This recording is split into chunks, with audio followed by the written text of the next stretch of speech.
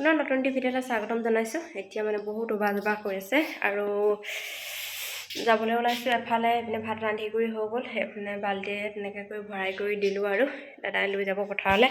আৰু আমি ঘৰকে ওলাইছোঁ ডক্টৰ ওচৰলৈ বুলি।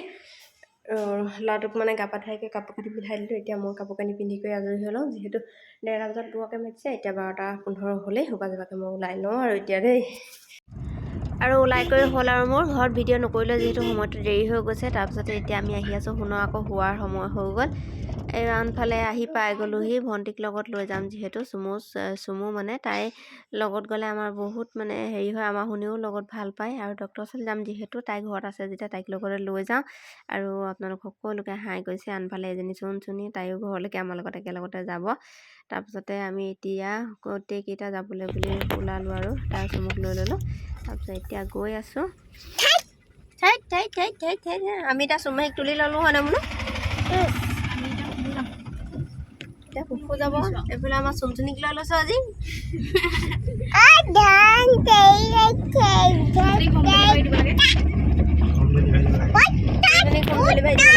তাৰপিছত আহি আমি পাই গ'লোহি গোলাঘাট এতিয়া।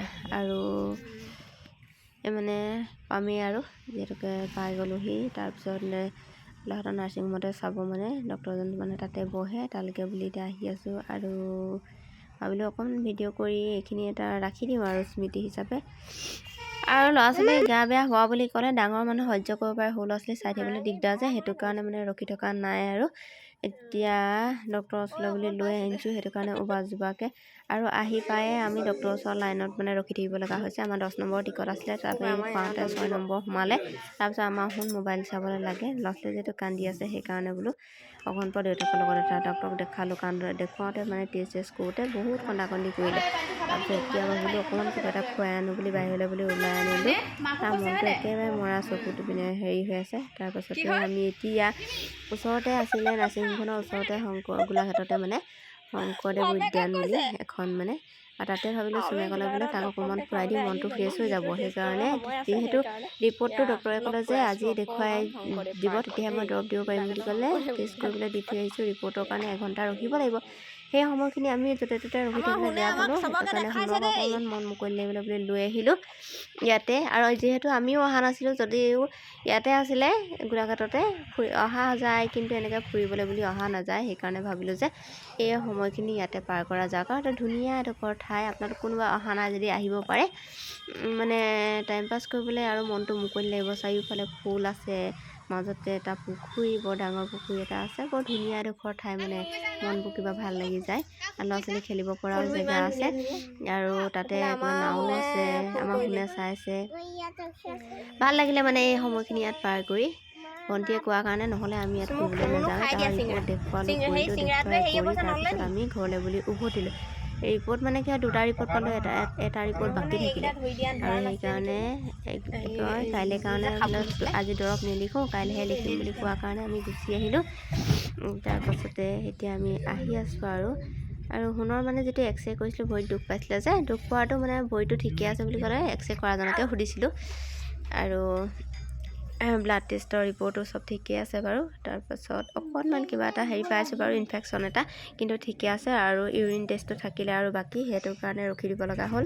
আৰু ঘৰ আহি পাই গ'লি, আৰু আহি পাই আহি পাই গাটো ধুই কৰি এতিয়া সোমালোঁ পাকঘৰত। আৰু ঠাণ্ডা, যি ঠাণ্ডা। তাৰপিছত পাকঘৰত সোমালোঁ, মানে ভাত যিহেতু আমাৰ আগবেলা ৰুটি খাই গুচি গ'লোঁ, আৰু ভাত আমি দেৰিকৈ খাওঁ যে, ভাত নাখালৈ গুচি গ'লোগৈ। তাতো মানে কিবাকিবি হোটেলত খোৱা হ'ল, চাহ আৰু অন্য বস্তু নহয় বাৰু। তাৰ মাহঁতৰ ঘৰতো চুমুক তেনেকৈ থৈ আৰু সোমাই আহি চাহ একাপ খাই আহিলোঁ। আহি পাই এতিয়া ৰন্ধা বঢ়াত লাগি গ'লোঁ, যিহেতু এওঁ খোৱা নাই ময়ো খোৱা নাই তেনেকৈ। আৰু ৰন্ধা বঢ়াত মানে কি ৰান্ধিছোঁ জানেনে?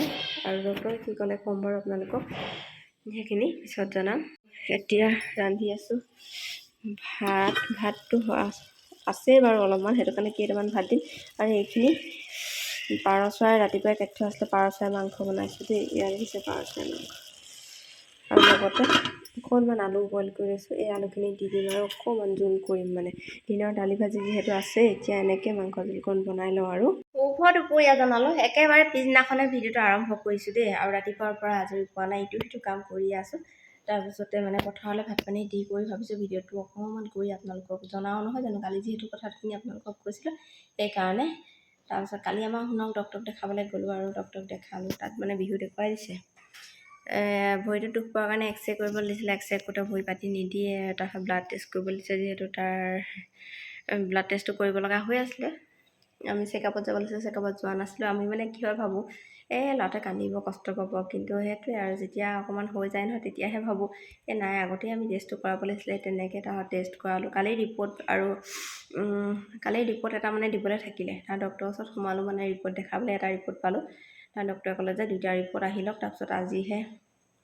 তাৰপিছত কাইলৈহে আকৌ একেলগতে দৰৱ দিম, আৰু একো দৰৱ নিদিওঁ বুলি ক'লে কালি। তাৰপিছত এতিয়া আমি যিখিনি আগতে ৰেগুলাৰ খুৱাইছিলোঁ সেইখিনি বাৰু খুৱাই আছোঁ। তাৰপাছতে আজি এতিয়া আমাৰ এটাৰ পৰা যিহেতু তেখেতে চাই এতিয়া গৈছে, এতিয়া কেইটা বাজিলে, 2টা বাজি গ'ল। তাৰপিছত এতিয়া ৰিপৰ্টখিনি বোলে লৈ পিনি বোলে দেখুৱাই কৰি আহোঁগৈ, তাৰপিছতহে আৰু কি হ'ব। আগত যেতিয়া বহুতখিনি বাঢ়ি আছিলে যোৱা বছৰ, কিন্তু তাৰ তুলনাত এইবাৰ বাৰু বহুত বঢ়াই নাই বাৰু। তাৰপিছত সেইটো কাৰণে সোনকালে দেখালোঁগৈ, আচলতে সোনকালে ট্ৰিটমেণ্টটো পালে সোনকালে ভাল হয় যে, সেইকাৰণে। মইনা এতিয়া দোকান ৰখীয়া কৰি আছে আৰু ভাত পানী বনালোঁহে, পিছে পথাৰলৈ পঠিয়ালোঁ, দাদাই খালে। এখেতক ক'লোঁ ভাত খাই যাওক, তাৰপিছত এখেতে বোলে মই ভাত নাখাওঁ বোলে, এতিয়া বোলে ৰুটি খাই মানে আৰু কিবা এটা ভাজিৰে সৈতে মানে ৰুটি খাই দিয়াৰ লগে লগে আমি ৰুটি খাবলৈ ধৰিছোঁ। কি জানেনে, পোৰা আলুগুটি।